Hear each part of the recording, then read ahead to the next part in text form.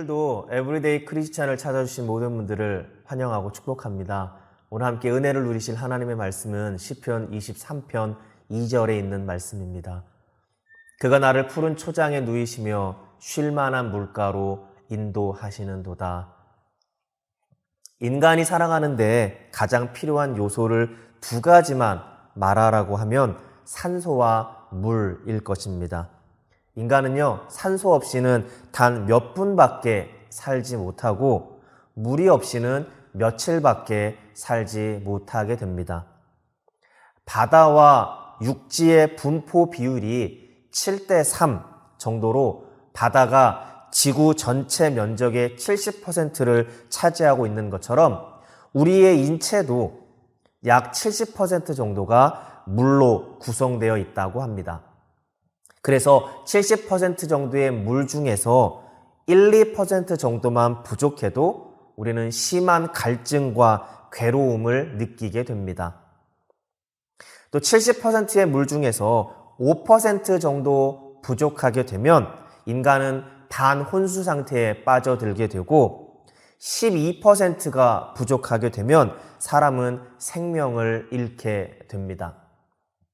의학적으로 사람은 음식을 먹지 않고서도 4주에서 6주 정도는 생존이 가능하지만 물을 마시지 않으면 신진대사가 원활히 이루어지지 않아서 체내에 독소를 배출하지 못해 자기 중독을 일으키게 되고 일주일도 채 가지 못해서 사망에 이르게 된다고 합니다. 이렇게 우리 몸에는요, 물이 아주 필수적입니다. 그러니 우리는 수시로 물을 마셔서 우리의 몸이 괴롭지 않도록, 괴로움을 느끼지 않도록 해야 합니다. 그런데 우리가 물이 급하게 필요하다고 해서 아무 물이나 마시지는 않습니다. 목이 마르다고, 갈증이 심하다고, 비 온 뒤에 땅에 고여서 사람들에게 밟혀졌던 그 물을 마시는 사람은 아마 없을 것입니다. 또한 온갖 더러운 쓰레기로 가득 찬 오염된 물을 마시는 사람도 없을 것입니다. 우리가 갈증을 느껴서 우리 몸에 수분이 필요할 때 우리는 먹을 수 있는 물을 찾아서 마시게 됩니다. 우리의 신체를 위해서는요, 필요할 때마다 물을 마시지만 영혼을 위해서는 어떤가요? 우리의 영혼이 부족할 때, 우리의 영혼의 2% 부족할 때 우리에게 무엇이 필요할까요? 요한복음 7장 37절에 보면요, 누구든지 목마르거든 내게로 와서 마시라 라고 말씀합니다. 그러니까 우리에게는요, 예수님이 필요합니다. 우리의 몸을 위해서 물이 필요한 것처럼 우리의 영혼이 갈증을 느낄 때, 그래서 괴로울 때 우리에게는 예수님이 필요합니다. 예수님을 통해서 갈증과 괴로움을 해결할 수가 있습니다. 오늘 다윗의 시에서 다윗은 선한 목자가 자신의 양들을 쉴 만한 물가로 인도하신다고 고백을 하고 있습니다. 이것이 어떤 의미인지 살펴보도록 하겠습니다. 팔레스타인 지방은요, 물을 쉽게 구할 수 있는 곳이 아닙니다. 선한 목자는 자신의 양들이 마실 수 있는 물을 준비하기 위해서는 많은 노력과 수고를 기울입니다. 그 중에 가장 큰 수고가 우물을 파는 것입니다. 그래서 선한 목자는 첫 번째로 깊은 우물물을 양들에게 줍니다. 다윗이요, 시편 23편을 노래한 곳은 사막과도 다름없는 물이 귀한 곳입니다. 그래서 유목 생활을 하던 이스라엘 사람들은 정착을 하게 되면 꼭 우물을 먼저 팠습니다.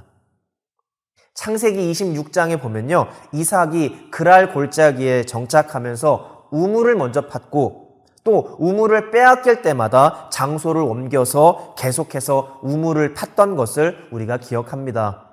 그러니까 물을 얻어야 생활을 할 수 있기 때문입니다. 양들을 돌보는 선한 목자도 양들을 위해서 우물을 팝니다. 땅을 깊게 파고 목자는 양팔의 옷을 걷어 올리고 한 손에 물통을 들고 우물 밑으로 내려갑니다. 그리고 땀을 흘리며 우물 밖으로 물을 퍼냅니다. 그러면 양들은 맑은 우물물로 목을 축이고 평안함을 누리게 됩니다. 선한 목자의 수고가 없이는 절대로 얻을 수 없는 물이 우물물입니다. 선한 목자는 두 번째, 풀잎에 맺힌 이슬을 양들에게 줍니다. 양들이 풀을 뜯는 시간은요, 주로 아침 일찍입니다. 해가 떠오르는 그 순간에, 해가 지평선에서 고개를 내미는 그 순간에 목자는 양들에게 풀을 뜯게 합니다. 새벽같이 일어나서 일일이 양들을 깨우고 많은 양들을 인솔하고 풀이 있는 장소로 이동을 합니다. 그때가 되면 풀들은 맑고 깨끗한 이슬을 머금고 있기 때문에 양들의 갈증을 해소할 수 있습니다. 우리가 잘 아는 찬송가 442장이 이런 상황을 묘사하고 있습니다. 저 장미꽃 위에 이슬 아직 맺혀 있는 그때에 귀에 은은히 소리 들리니 주 음성 분명하다. 이렇게 노래합니다. 이슬에 맺혀 있는 그때에 그 이른 아침에 귀에 은은하게 들리는 소리가 있는데 주님의 음성이라는 것입니다. 그러니까 양들이 그 주인의 음성을 듣는다는 것입니다. 장미꽃이 이슬을 머금고 있는데 그때에 양들이 목자의 부르는 소리를 듣게 되는 것입니다. 양들은 이슬이 맺혀 있는 풀들을 아침 일찍 먹고 난 후에 하루 종일 누워서 되새김질을 합니다. 목자가 양들의 필요를 채워주기 위해서는 부지런해야 합니다. 부지런한 선한 목자가 아니고서는 양들은 이슬이 맺혀 있는 풀을 뜯을 수가 없습니다. 선한 목자는 세 번째로 눈 녹은 물이 흐르는 냇가로 양들을 인도합니다. 지금이야 환경이 오염되었기 때문에 눈을 먹는다는 것이 별로 내키지 않을 수 있지만 3000년 전에 내린 눈은 그야말로 진짜 깨끗하고 맑은 물이었을 것입니다. 그러니까 선한 목자는 산에서 흘러내리는 눈 녹은 물이 흐르는 곳으로 양들을 인도해서 양들의 갈증을 채워줍니다. 선한 목자가 양들을 쉴 만한 물가로 인도한다는 것은 목자의 수고가 없으면 이루어질 수 없는 것입니다. 부지런하고 선한 목자만이 양들을 위해서 그러한 수고를 할 수가 있습니다. 그러면 양들은 걱정 없이 자신의 몸에 부족한 수분을 채울 수가 있습니다. 선한 목자는 양들의 필요를 먼저 알고 양들을 위해서 우물을 파고 또 이슬이 맺혀 있는 풀을 뜯게 하고 눈 녹은 물을 마시게 합니다. 사랑하는 성도 여러분, 다윗이 선한 목자이신 하나님께서 자신을 쉴 만한 물가로 인도하신다고 고백을 합니다. 한때 양치기였던 다윗은 그 의미가 무엇인지 너무도 잘 알고 있었습니다. 선한 목자였던 다윗은 자신의 양들을 위해서 쉴 만한 물가로 그들을 인도했었습니다. 그리고 오늘 본문의 고백으로 고백을 합니다.